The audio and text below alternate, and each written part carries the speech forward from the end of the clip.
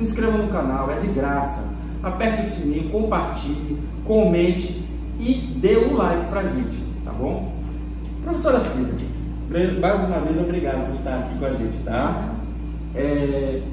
Então, vamos supor que eu tenho um filho, né? Meu filho 2, 3, 4 anos de idade, e eu começo a perceber, mas não sei, né, identificar quais são as características de uma criança que possa ser um autista, né? O que um pai ou uma mãe que esteja assistindo agora está olhando o seu filho e diga: poxa, meu filho, enfim, eu tenho que fazer que tipo de procedimento? Eu tenho que levar ele para onde? Pronto. Bom dia, ou boa tarde, ou boa noite, né? Quem estiver assistindo.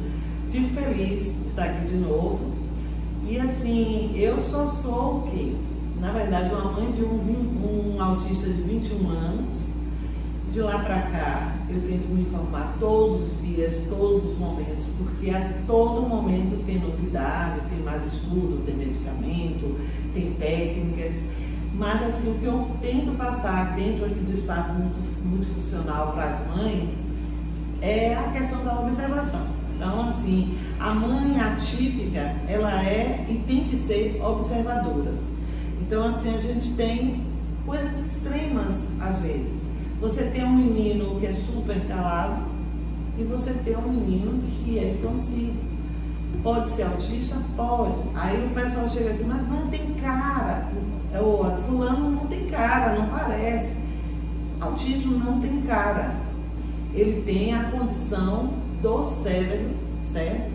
Que é uma questão no neurodesenvolvimento que faz com que ele tenha uma dificuldade diante de algumas coisas. Então, assim, rigidez cognitiva, às vezes é aquele menino metódico que não quer mudar de rotina de uma hora para outra. Você tem que ter assim todo um cuidado, é uma rigidez dele.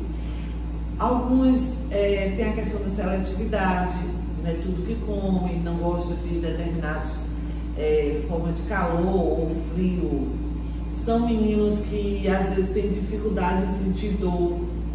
Eles sentem uma dor, assim, uma resposta um pouco depois, ele se machuca e só depois ele sente, tem essa rigidez também. Tem a questão sensorial, né? Alguns barulhos são insuportáveis para eles.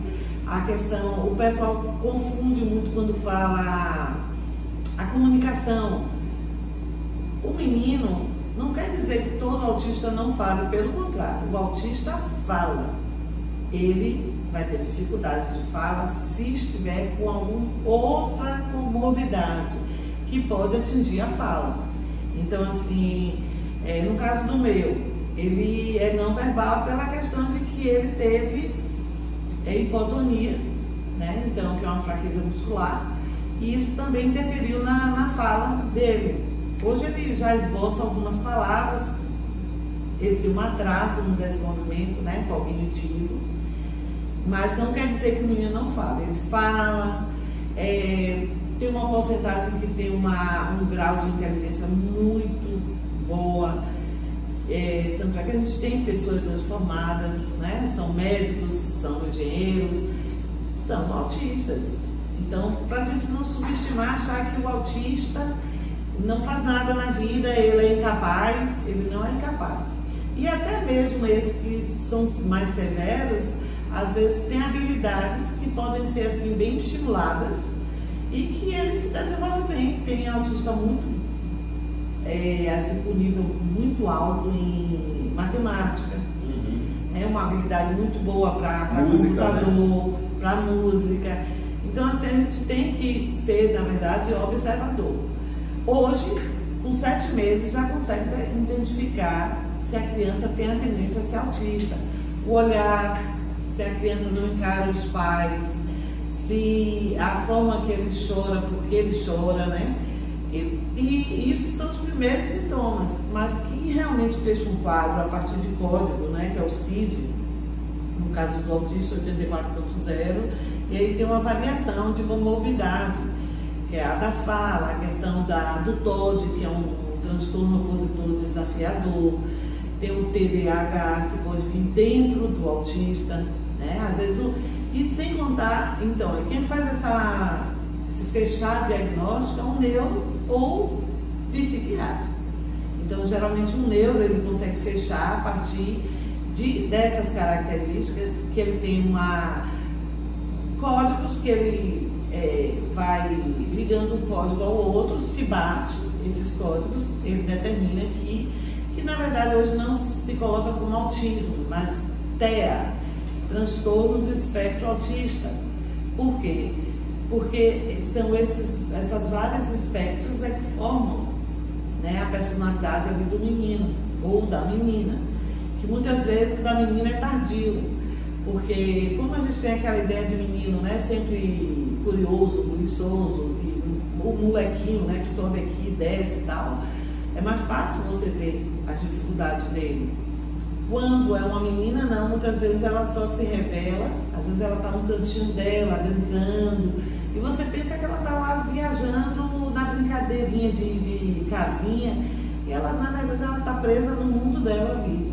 Então, hoje, a gente tem os extremos, mas que deve ser, porque você tem um menino que não come nada, que é seletivo, mas tem um compulsivo que come tudo, porque ele não tem um limite de estar satisfeito com a alimentação, e aí ele come por ansiedade.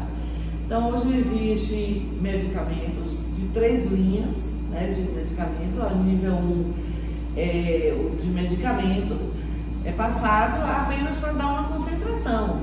Ele não vai curar autista, porque autista não se cura, não é doença, né, é uma condição que vai dar a oportunidade daquela criança dormir bem, que alguns não dormem, tem um terror noturno, ele acorda gritando, a questão da fala ser estimulada, a questão da seletividade.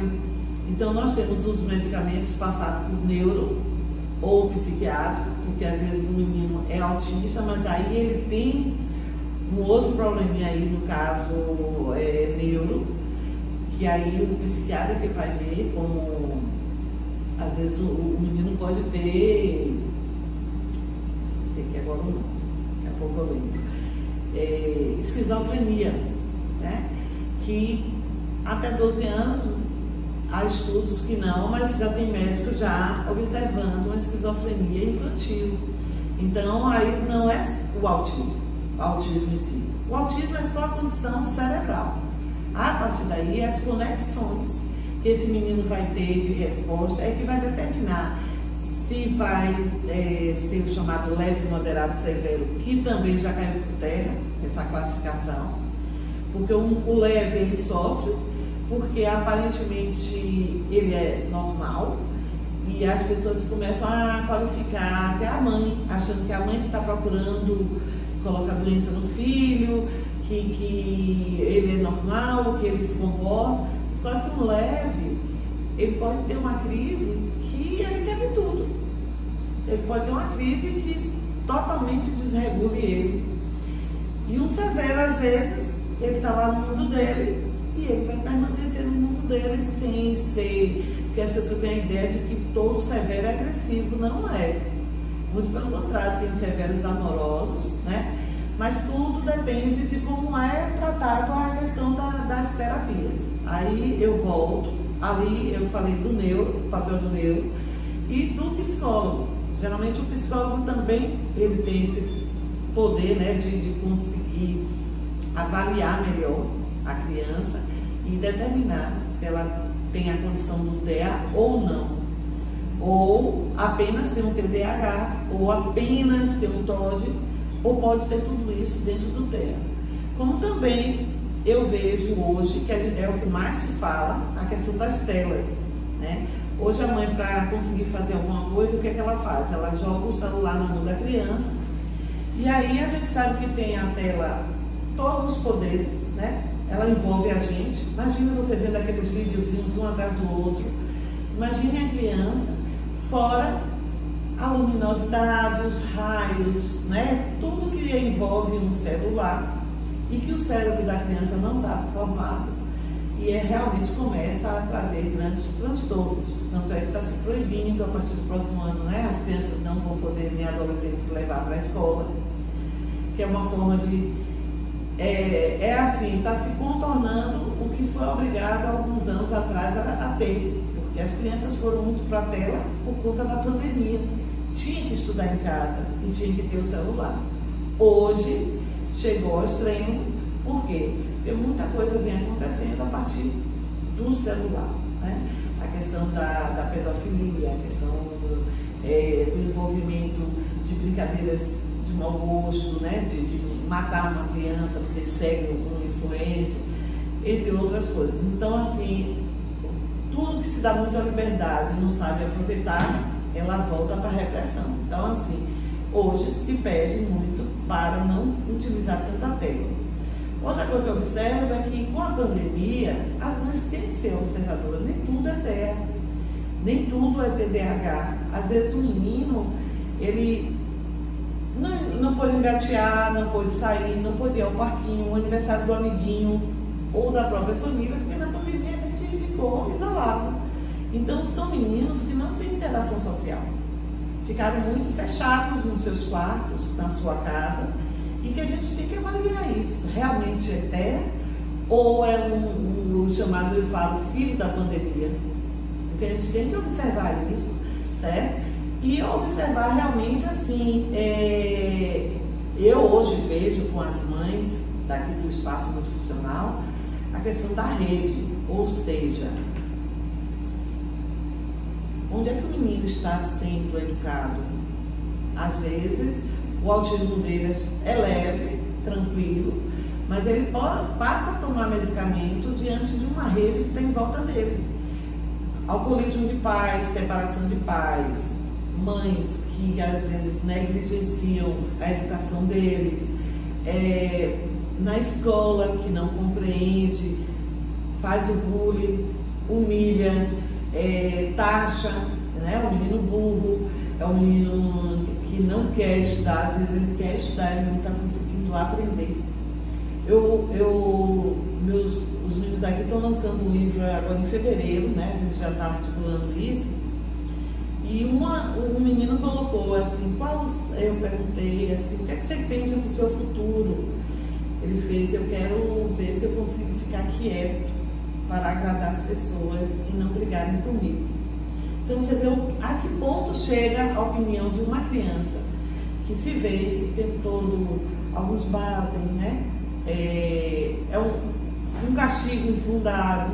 Não é fácil para as mães, não. Tanto é que aqui também no espaço eu tenho uma terapeuta constelar, né, Bárbara, que ela tenta trabalhar a família, porque a partir da desconstrução de alguns erros que a gente traz do passado, a gente consegue educar melhor os meninos. Então é uma forma, porque as mães precisam, elas pedem socorro o tempo todo. É uma crise. O meu tem 21 anos e já passou várias fases. E nesse último ano não foi fácil, de ter crises, de ficar até um pouco mais agressivo. E às vezes você vai observar o medicamento que não se adaptou para ele, a gente precisa observar, voltar ao neuro e mostrar. Como também a gente não pode chegar ao neuro e dizer, ele não come nada, ele é super traquino, ele se joga no chão. Às vezes é só a ideia de um menino mais traquino, não quer dizer que você tenha. E aí, quando o neuro às vezes pega essa opinião da mãe, ele vai ter que fazer o quê? Passar um medicamento para estimular o alimento, passar um medicamento para ele se concentrar melhor, e às vezes ele nem precisa desse medicamento, ele precisa de limites, que eu acho que esse é o ponto, limite. Tem mãe que quando descobre que tem o autismo, ela passa essa ideia para o menino, né, 5 anos, 6 e tal, e ele passa a usar isso. Uma mãe me revelou hoje isso, que o menino jogou uma pedra no outro e disse, eu sou autista. Então, assim, negligenciando o TEA. A gente não pode achar que todo comportamento do menino é por conta do autismo. E eu também não posso sair quebrando, batendo no mundo, porque tem que entender que meu filho é autista. A gente tem que entender que ele tem momentos. Para isso foi liberado, né, esse ano a questão da correntinha, do girassol ou do autismo. É uma forma de identificação e que tem mães que têm vergonha, né, de usar. Ah, mas vai ficar olhando. Sim, é melhor olhar e entender que seu filho está se desregulando em determinado momento porque ele sentiu um cheiro, porque ele quer algo, isso é a chamada rigidez, né, cognitiva. Ele quer aquilo e acha que tem que ser aquilo. E aí ele vai se jogar no chão, vai fazer uma malcriação e nem sempre tipo a malcriação. Às vezes o pai dá limite e tudo, mas naquele momento ele está desregulado. E isso eu acho muito comum hoje. Não é só em criança não, tem muito adulto que se desregula de uma hora para outra. E quando você vai olhar lá, né, se autoavaliar, de repente você também é TEA, só que naquela época não tinha estudo. Aí eu vejo muito pessoal dizer assim, é modismo. Não é modismo não. Eu acredito que hoje tenha mais estudos, a gente tem neuro mais próximo da gente tem a terapia mais próxima. E também gostaria de ressaltar aqui algo que tem, meu menino é nível 1, 2, 3. A partir agora de janeiro também cai por terra esses níveis. Porque o que se tenta mostrar é que o menino que tem a TEA, ele pode regredir ou avançar de acordo com a rede, que é escola, família e terapias. O medicamento, ele é só um complemento, gente. Porque as pessoas acham que vai dar o remédio ali e o menino vai ficar estático. Não. O remédio é para dar uma concentração, para ele absorver a escola, né, o que está sendo ensinado. É para ele entender o momento que pode ou não as coisas dentro de casa ou na rua. Então, não é fácil? Não é fácil. É o que eu falo para as mães aqui. Algumas ficam exaustas, geralmente são mães solo, a maioria. E quando às vezes tem até o pai próximo, eles não admitem, eles não aceitam, acham que é malcriação, acham que não é por aí, entendeu? E na verdade eles precisariam até acompanhar a gente um pouquinho mais ao neuro, ao terapeuta. Eu tenho meninas aqui que às vezes, porque tá mocinha, né, 12, 13 anos, que a mãe não acompanha nunca.